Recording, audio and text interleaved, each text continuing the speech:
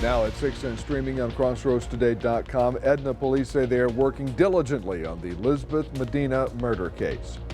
Another candidate has filed to run for Victoria County Commissioner Precinct 3. And a Lavaca County Justice of the Peace resigns to become a candidate for sheriff in that county. We'll also talk about road problems in Victoria County. Well, we had another warm day, and while we were in the 70s today, get a load of this. Up in the Amarillo area, they're already down into the 40s and 30s. That's where the cold air is. It'll be visiting us by tomorrow night. We'll have all that coming up in a moment. Plus, the Tidehaven Tigers marching to a state championship game. I'll have that in sports. You're watching 25 News now at 6. Good evening and thank you for joining us. I'm Don Brubaker. Karina Garcia will join us live in a moment at Stuff the Truck for Toys for Tots. The community of Edna is still waiting for answers in a capital murder investigation. Lisbeth Medina was tragically found dead by her in their apartment in Edna Tuesday evening. 25 News Now reporter Adarius McCormick has an update from Lisbeth's mother, who attended last night's Cowboys football game in honor of Lisbeth. Adarius? Lisbeth's mother, Jacqueline Medina, cheered on the Edna Cowboys last night. She says her daughter was supposed to be at the game doing the same thing. I can say I'm only here for Lisbeth because I wouldn't be here if it wasn't because I wanted to represent her. And Jacqueline noticed something was strange when her daughter never showed to the lighted Christmas parade in Edna December 5th. She rushed home to the Cottonwood Apartments where she found her daughter dead. Since the incident, the public has attempted to solve the case on their own. She did not see her daughter with the rest of the Jacqueline wants, in her words, the rumors to stop. The rumors need to stay out because I don't want those to interfere with the investigation, as I want justice for my baby. She says her daughter touched so many lives, even though the family moved to the Crossroads just a year ago. It's been hundreds of messages of people just telling me, you know, I just want you to know that, you know, Lisbeth, she was there for me. She was the only one who would listen. Edna went from blue and white to purple in honor of Lisbeth. Her family was appreciative of the gesture. The family awaits the investigation by the Edna Police Department, Texas Rangers, and the Texas DPS. An autopsy is underway, so authorities have not released the manner and cause of death. If you have any information, call the Edna Police Department at 361-782-6522 or Crime Stoppers at 361-552-CASH. The family started a GoFundMe for funeral expenses. So far, people have donated $7,000. You can find information on how to donate at crossroadstoday.com. Don, back to you. Adarius, thank you. Family and friends are planning a candlelight memorial tomorrow night at the Edna Cowboy Stadium in Edna at 6 p.m. The address for the stadium is 1207 Miracle Drive. Another candidate has filed to run for Victoria County Commissioner Precinct 3. Brad Tucker says he wants to keep local government efficient and accountable. Tucker was born in Victoria and graduated from Stroman High in 1993. He graduated from Texas A&M in 1998. He's worked in construction and owns Tucker Construction Company. There are certain services that taxpayers expect, and we need to provide those services, but we need to try to provide them at as low a cost as possible so that we're not continuing to raise taxes. Shannon Martin is also running for County Commissioner Precinct 3. Incumbent Gary Burns is not seeking re-election. Today, Lavaca County Justice of the Peace Steve Greenwell submitted his letter of resignation. Greenwell then filed to run for Lavaca County Sheriff. Greenwell, a Moulton native, served in the Marine Corps during the Persian Gulf conflict. Greenwell worked for the Department of Homeland Security for 19 years, retiring in 2021 as DHS Victoria Office of Investigations Supervisory Special Agent. We recently told you about some streets on the south side of Victoria in poor condition. We found the streets covered with potholes. This is the area of Pleasant Green Drive from Port Lavaca Highway to Juan Lynn and the Loop. The resident filed reports with the city and now says his city council member is looking into helping improve roadways in this area. During today's city council workshop, the Pleasant Green Street project will include a new asphalt overlay plus water line replacement. City engineers say that this project will begin in early 2024. And now let's take a first look at your forecast. Here's First Warn Storm Team Chief Meteorologist Mac Pettis. Mac, I have a question for you. What is the relationship? I think there is a relationship between a lot of rain and potholes, right? Well, one begets the other. That's Yes. our problem. Because, you know, literally the water will soak in and then it gets soft and then it gets bigger and it's a problem. So it's just something you have to maintain throughout the years. Now, while we had another warm day over the area, the cloud deck is still with us, but we're looking up north because the cold front is already beginning to move into the North Texas. It'll be here by tomorrow. We'll tell you how cold it will be by Sunday coming up in just a moment. Don, back to you. Mac, thank you. And we're helping stuff the truck for Toys for Tots, and we need you. 25 News anchor Karina Garcia is live at HEB Plus, where the fun started early this morning and continues all weekend. Karina? Hey Don, I'm here at HEB Plus on Navarro for Toys for Tots. Now we're going to be here all weekend collecting toys for children in the Crossroads because the goal of this weekend is to collect as many toys as possible for the children in need in our area. What is really cool about this whole Toys for Tots campaign is that it's not just for children in Victoria, it's also for the surrounding areas. Now I don't even know what the heck this is, but I'm sure some kid would love to have this on Christmas morning. So please come out here. We're going to be here all weekend from in the morning to late at night till 7. Saturday and Sunday this weekend. And if you can make it to the HEB Plus here on Navarro, we're going to be at the HEB on Rio Grande on the other side of the city, so we got you covered. So come on out here. Once again, I'm Karina Garcia reporting live in Victoria, KVUTV 25 News Now. Thank you, Karina. And yes, go on out there and help a young person have a much merrier Christmas. All right, here's your viewer poll this evening. Scan that QR code on your screen to vote now. Here's the question. Do you plan to donate to Toys for Tots? Yes or no? Let's look at the numbers. 53% of you say yes, 47% say no. All right, we thank you for voting. We want to hear from you. Come to crossroadstoday.com/vote to take part, and we'll have an update on 25 News Now at 10. El Campo police took 20-year-old Caleb Moreno of Wharton into custody Thursday. Moreno faces 4 counts of aggravated sexual assault of a child. He is in the Wharton County Jail in lieu of $500,000 bond.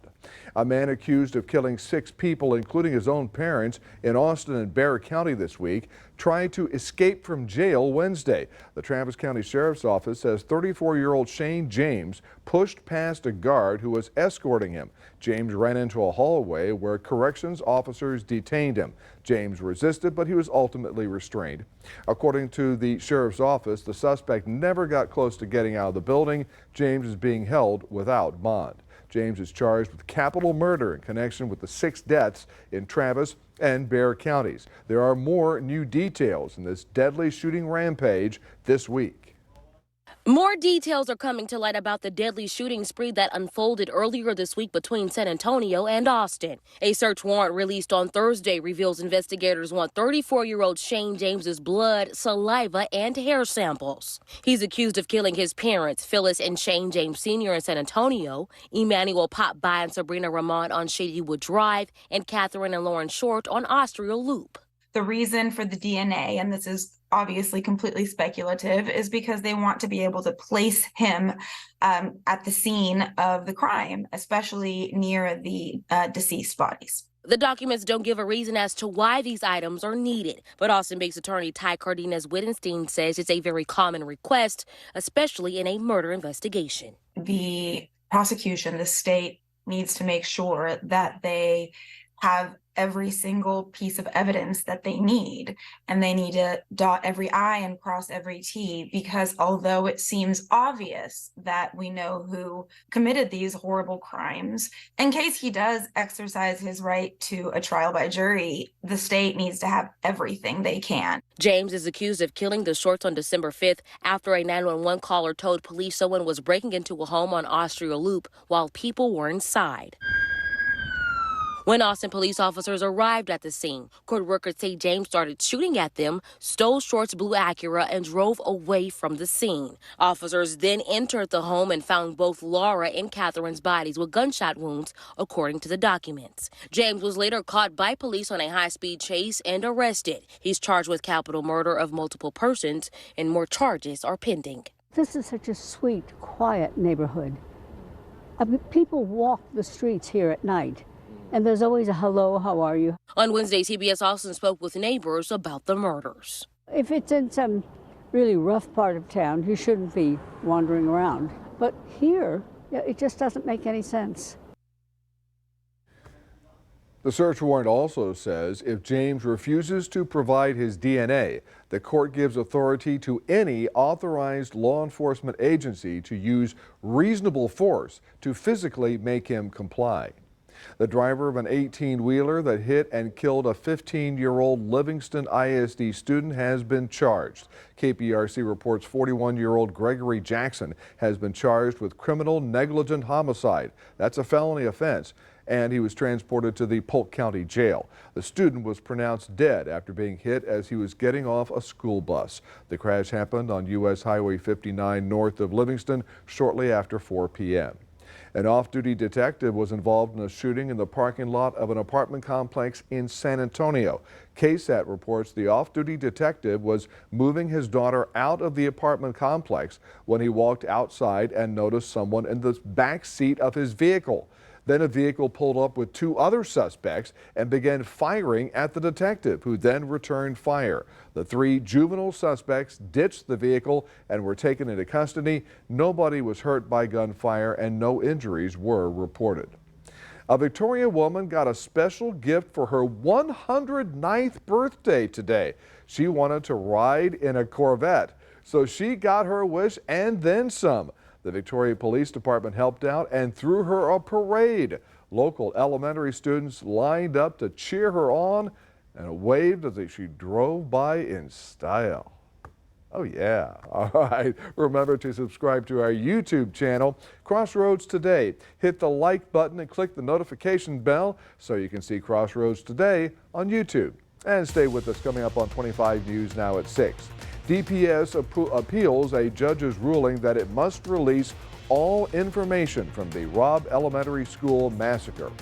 Also, head Attorney General Ken Paxton has appealed a judge's ruling allowing an abortion in Texas.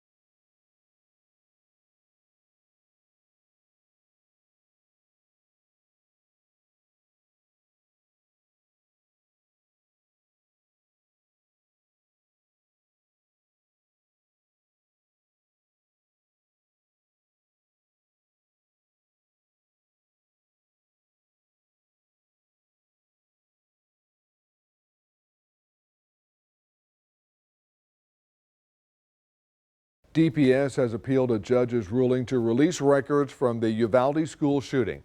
The Texas Tribune reports the filing of the appeal on Friday means that the records could take months, possibly years, from being released. A state district court judge in Austin last week ruled that DPS must release records regarding the law enforcement response to the May 24, 2022 massacre at Robb Elementary School. DPS officials refused to release them, citing a pending investigation exemption. A Texas judge had ruled that a woman can legally terminate her pregnancy. The ruling is a significant development in the debate over the medical exception to the state's abortion ban. Here's why the woman needed a temporary restraining order to avoid violating the law. I am going to grant the temporary restraining order for Ms. Cox, Mr. Cox, and Dr. Carson. The idea that Ms. Cox wants desperately to be a parent, and this law might actually cause her to lose that ability is shocking and would be a genuine miscarriage of justice. 31-year-old Kate Cox had an emotional reaction to the judge's ruling that will allow her to terminate the high-risk pregnancy. Every day of this ordeal has been agonizing for her, and today she finally got recognition that she has a right to the health care she needs. A lawyer for the Office of the Texas Attorney General argued today that Cox does not qualify for a medical exemption from the abortion ban.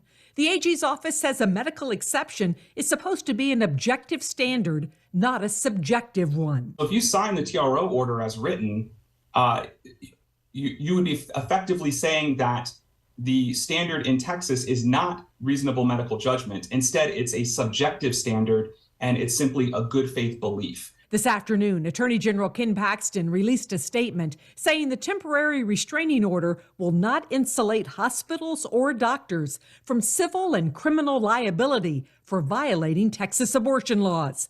That includes first-degree felony prosecutions and civil penalties of not less than $100,000. Betty Cross, CBS Austin News. Cox's physician, Dr. Damla Carson of Houston, will be the first physician in Texas since the ban to provide Cox with an abortion in Texas without the threat of prosecution. But on Friday, Attorney General Ken Paxton asked the state Supreme Court to intervene and stop the Dallas woman from having an abortion. Paxton's office petitioned the High Court just before midnight Thursday. Paxton also sent a letter to 3 hospitals threatening legal action if they allowed the abortion to be performed at their facility. The new performance pavilion is going up at De Leon Plaza. The city of Victoria says the plaza expansion is planned to open next spring. The expansion will also include food truck hookups, seating, and a decorative water feature. The pavilion is scheduled to be open before Victoria's bicentennial date of April 13th, 2024. Well, we're looking at the cloud cover that's rolling in, but where's the cold air? Well, it's not that far away. As a matter of fact, already up in the Panhandle, they're beginning to drop the temperatures as the cold front has moved up there. We, of course, are going to have a rather cool night, but not particularly cold. 74 was our current temperature, and we got up to 80 degrees this afternoon. Tomorrow, being Saturday, we'll get up to about 80 degrees, and then it all comes crashing down. We'll have your forecast coming up in just a moment.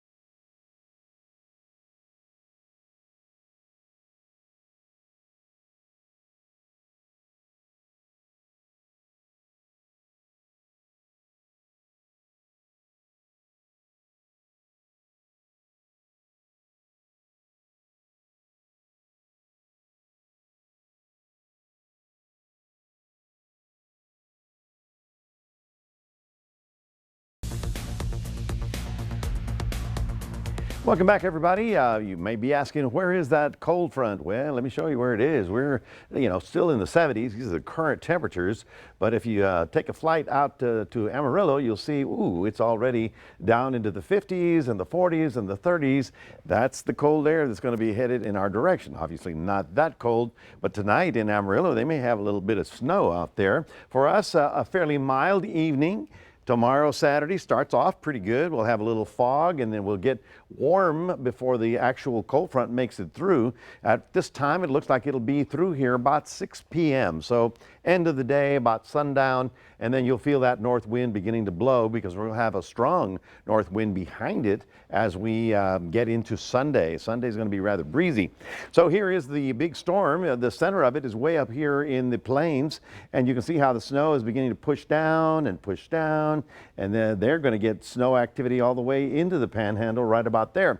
And then the front comes down through our region with a wind shift. There you see the little bitty line of rain that is forecast to move through our area. Not a big deal. I'm going to say it's less than 1/10 of an inch. We looked at Future Tracker to try and see, okay, what does it think? And it says less than 1/2 an inch. So it's not going to be a big rain deal for us. In fact, for us in Texas. Now, up the road, up here in Louisiana, they may get a little bit heavier activity. This green is garden variety showers. The yellow is a possibility of some severe weather, but that's all in north of Lake Charles and on up to Shreveport. No major problem. You can see, well, we're not invited, and that's okay. So we're going to be doing warm and humid in the morning, then windy by the afternoon and evening. Tonight we'll get down to about 67, not particularly cold. And then tomorrow you'll get up to 79, almost 80 degrees, while much of North Texas is starting beginning to get that north wind. So the question is, what time does the front and how much rain? Well, the front is Saturday night at 6 p.m. And how much rain? 1/10 of an inch, but you will need the coat by Saturday night. Tomorrow, a day planner for Port Lavaca, getting down to 70 up to 75. We'll call it partly cloudy, still on the mild side. Most of your Saturday will be okay. 67 to about 74 in the Cuero area with partly cloudy skies. But then by Saturday night, the winds will be blowing at about 25 miles an hour. So it'll be quite breezy, and it'll be very breezy overnight into Sunday. Now, Sunday's high temperature 60. Monday morning, we'll get down to 38. Now, some areas west out toward Gonzales and Nixon and Cuero, they'll be probably into the upper 30s. So certainly watch that. So chilly on Sunday, still cool on Monday, and then a little bit of a warming trend getting back up to the upper 60s as we wait for that next front about 7 days from now. That is your 7-day forecast, reminding everybody we do have a QR code. We'd love for you to scan that and put Crossroads Today on your phone. Here's Don. All right, Mag, thank you. Well, last night, Zach Brown was going around the Houston area covering high school football state semifinals. And while you were doing that, Zach, a former Victoria East Tite was doing pretty well in the Steel City. Well, Don, you know I'm better than anybody. You covered them, and if you haven't figured it out yet, I'll have who that is in sports.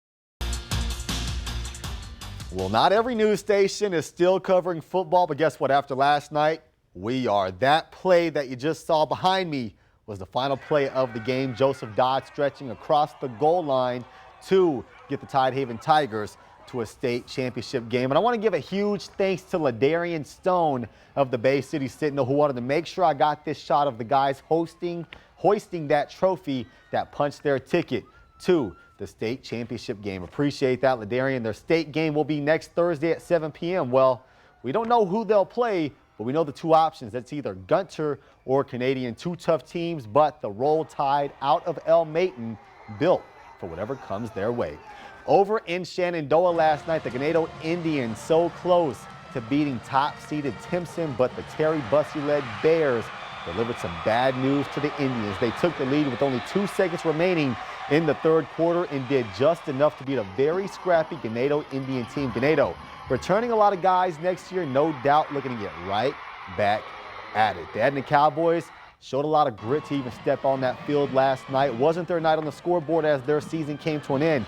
They came together in the face of tragedy and adversity and showed you the character of Edna Cowboy football. Congrats to our 2 Jackson County squads who gave a lot of people a whole lot to cheer for. Edna is graduating a lot of talent. We'll see what they're working with next year. And that will lead us to your viewer poll for the day. Did you travel for high school football? All 3 of our games were in the Houston area. We had Edna, Ganado, and Tidehaven. Some 2+ hour drives, and 31% of you said, yeah, that's a lot of people.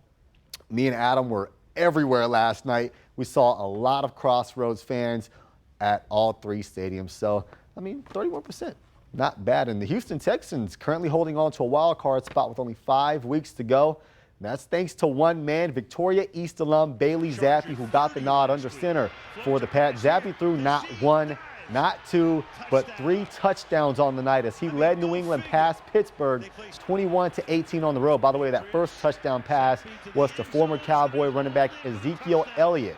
Not an easy place to win over there in Pittsburgh, but the pride of the 3-6-1 threw for 240 yards on 19 of 28 passing. I don't have a crystal ball, but I'm going to say Zappi will be the starter going into next week.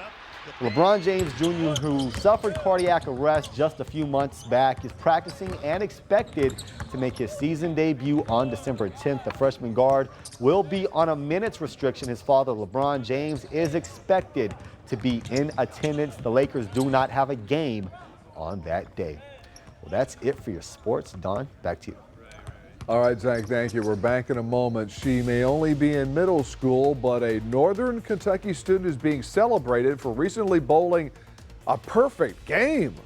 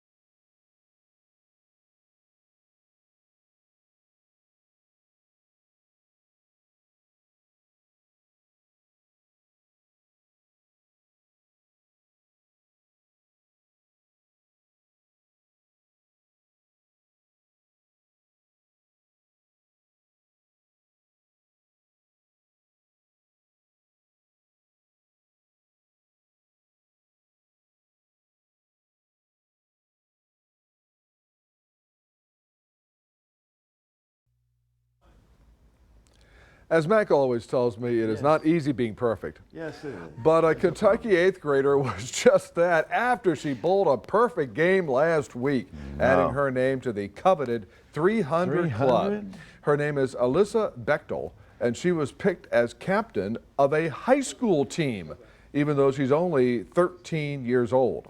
Alyssa finished 30th in the country in the 15 and under category at the Junior Gold National Championships. She leads the girls high school region in Kentucky with an average score, 199.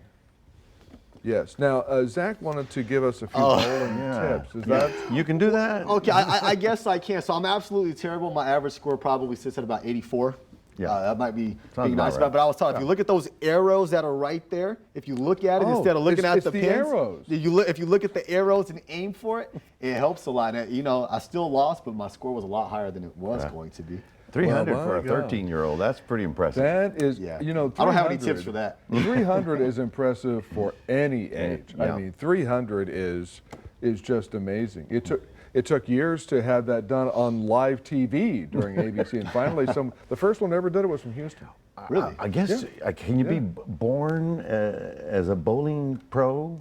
Just like Maybe. that? I mean, Maybe. Or did she get taught by her dad or something? And it's amazing. You know? Yeah, she stayed in her lane. Pretty good. With bowling. Now, is tomorrow going to be good bowling weather? In other words, stay inside. If you get up early, you can go bowling. You can even go baseball playing tomorrow morning. We'll start off with a little fog. We'll have warm weather early Saturday up until about noontime. The clouds will get thick. We'll get a few little light rain showers rolling through, but the wind doesn't shift till about 6 p.m. or sundown, and that's when Saturday night gets a little on the chilly side. Sunday's high temperature, a good 20-degree drop, only 58 degrees, and then Monday morning down to 38. All right. Thank you, Mac, and thanks for joining us. We'll see you tonight for 25 News Now at 10. Have a good one.